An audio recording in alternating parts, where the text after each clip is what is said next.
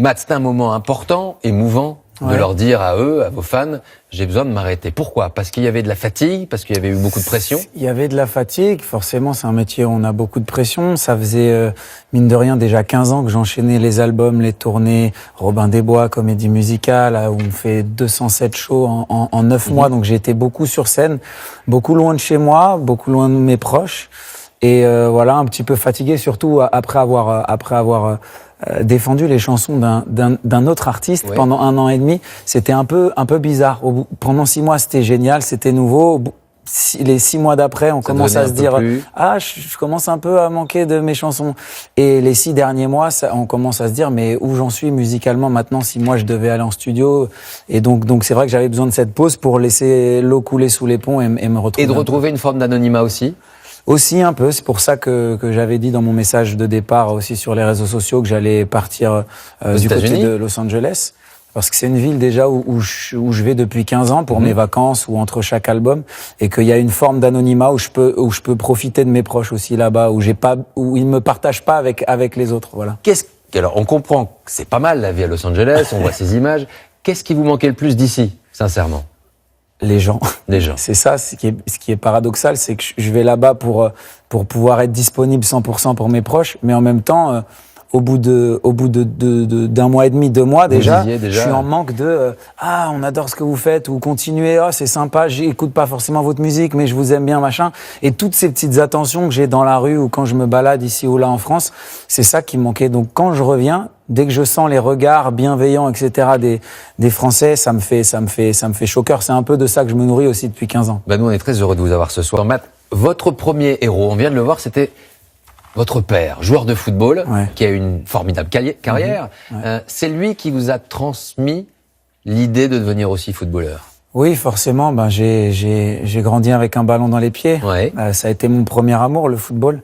Et puis en même temps, c'est ce qui m'a permis aussi de savoir que pour mériter sa place le week-end, fallait travailler. Et puis j'ai un peu appliqué ça aussi à mon métier de chanteur, c'est de me dire que voilà, à chaque album, il fallait mériter sa place si on voulait rester en haut et travailler, constamment évoluer vocalement, en termes de chant, de danse, etc.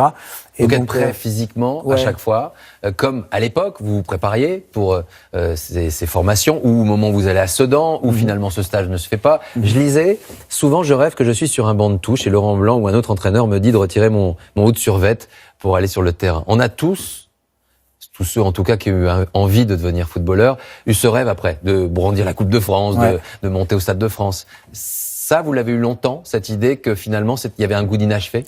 Oui, et je peux encore l'avoir de temps en temps. C'est en fait la question que je me pose constamment, c'est jusqu'où j'aurais pu aller. Je sais pas si j'aurais pu faire une grande carrière dans le foot, mais en tout cas, j'aurais sûrement pu en vivre. Mais à quel niveau, c'est ça qui me triture l'esprit toujours. Après, je suis pas sûr que j'échangerais la place que j'ai aujourd'hui dans la musique pour une dans le foot. Ou bien, il faudrait que j'ai la chance d'être en équipe de France ou quelque chose comme ça. Alors justement, jetez un petit coup d'œil sur ces héros potentiels. Vous aviez quel âge en 98 quand Zidane? J'allais avoir 13 ans. 13 ans. On va regarder le panthéon un peu du football d'hier à aujourd'hui. Si vous étiez, allez, on se met dans la fiction, si vous étiez sélectionneur ou entraîneur, vous auriez un joueur. Ça va être super compliqué. Ils sont tous en pleine forme, ils ont tous au top de leur carrière. Vous avez un joueur à choisir pour venir dans votre équipe. Compliqué. C'est compliqué parce qu'ils ont tous gagné. Mais alors, même si je suis très patriote, pour le coup, il y en a un qui, pour moi, est la définition même du champion. Peu importe où il va, il fait gagner l'équipe, c'est Cristiano Ronaldo. Parce qu'il est toujours là dans les grands moments. Parce que c'est un champion et qu'à 34 ans, il a encore l'hygiène de vie, le corps d'un joueur de 25 ans, et que pour moi, c'est ça un grand champion. On l'a vu même à l'Euro quand les Portugais nous ont battus. Il était sur le banc de touche en train de motiver ses troupes. Et pour moi, c'est la définition même du champion. Ces joueurs-là, ils ont presque quitté le monde des humains tellement ils sont devenus des armes médiatiques pour certaines marques. Et puis heureusement, parfois, Matt, il y a des moments où tout cela redevient ce qu'ils sont. Finalement, ils véhiculent une image de l'humanité importante et d'une transmission. Vous savez que quand votre public vient à vous, c'est parfois aussi ça. Ils attendent un geste. Ce lien-là, il est passionnant et en même temps parfois éprouvant. c'est beaucoup d'énergie parce que pour essayer de satisfaire un maximum de gens, faut donner de soi. Mais je pense qu'à partir du moment où on accepte de faire ce métier, où on veut faire ce métier, il faut accepter de plus réellement s'appartenir, mais de se partager avec les gens. Et moi, je fais ce métier-là pour divertir les gens. Donc, souvent, on me demande, mais ça vous dérange pas qu'on vous demande une photo?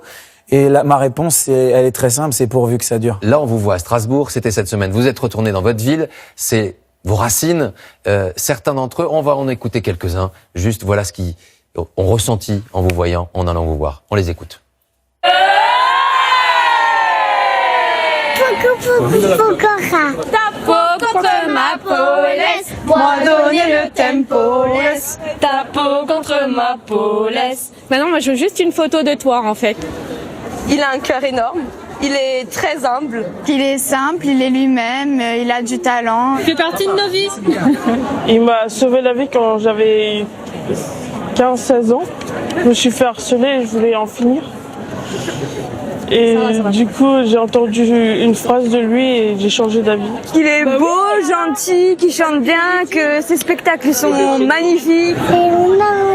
C'est mon amoureux. Des beaux gosses.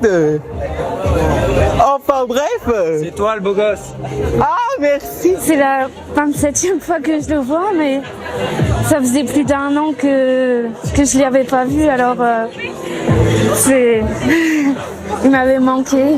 16 ans, j'attends ça. 16 ans, Je suis choquée. Je suis choquée. On t'aime tous. Quand on voit ces images, on comprend et vous êtes conscient du bonheur que vous arrivez à procurer. C'est magnifique, mais en fait, c'est ça qui me manque quand je suis loin. Là-bas, Voilà, à Los quand Angeles. j'étais là-bas cette année, c'est de sentir leur regard, leur bienveillance, et j'ai un peu l'impression de faire partie des familles parce que j'ai commencé à 17 ans, j'ai grandi sous le feu des projecteurs, et avec eux et avec ces sollicitations, donc ça fait partie de l'énergie dont j'ai besoin d'aller puiser chez eux. Et quand je vois ça, je me dis que voilà, ça vaut la peine des sacrifices que j'ai pu faire dans ma vie privée, souvent. Pour partager ces moments et voir voilà ces sourires-là, ça me motive à aller encore plus loin. Avant vous, il y en a un autre que vous connaissez bien, c'est Claude François qui avait vécu cette relation forte, intense avec ses fans. Vous avez, comme lui, un chiffre, une forme de superstition. Le 7 Ouais, Pourquoi le le 7? 7 Tout a commencé le 7 au moment de Popstar, tout ça, ça a été... Le 7, déjà parce qu'au foot, quand j'étais petit, le premier match de ma vie officiel, je devais avoir 6 ans, j'ai pris le numéro 7. Et on a gagné, je me rappelle comme c'était, on a gagné 5-0, j'ai mis 2 buts, 2 passes décisives. Donc effectivement, Donc ça j'ai marche. jamais changé de numéro. Et il a fini tatoué. Il a fini tatoué sur mon coude, ouais. Tous ces tatouages, c'est quoi? C'est des moments clés de votre vie Ouais, il y a un espèce de journal de bord, il y a aussi, voilà, il y a des valeurs, il y a des étapes de ma vie, il y a des dates clés, il y a des aventures, voilà, que j'ai pu vivre. Pokora, c'était le premier tatouage. Pokora, ça veut dire?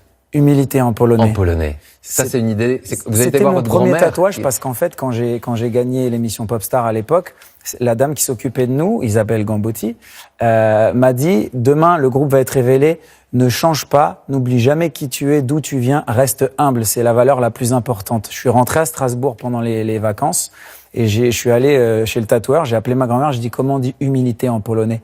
Elle m'a dit Pokora. Je l'ai tatoué sur mon bras et 1 an après, quand je choisissais mon nom de scène pour ma carrière solo, j'ai regardé sur mon bras et ça avait tout son sens.